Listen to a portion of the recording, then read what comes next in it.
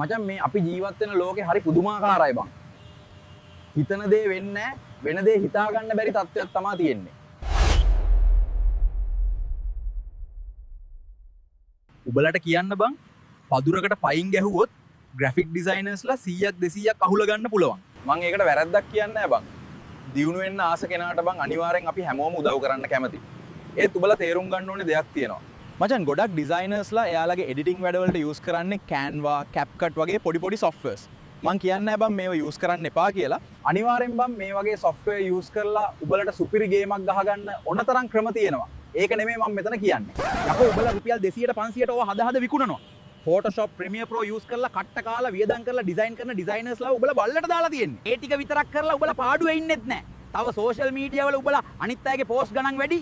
අපි තමයි හොදටම කරන්නේ ගගා වැළලෙනවා. පොඩ්ඩක් තේරුම් ගනින් බං. එහෙම මහන්සි වෙලා රෑ නිදි මරාගෙන හම්බ කරන්න පුදුම කට්ටක් කන මිනිස්සුන්ට උඹලා එහෙම කරන එක හරිද?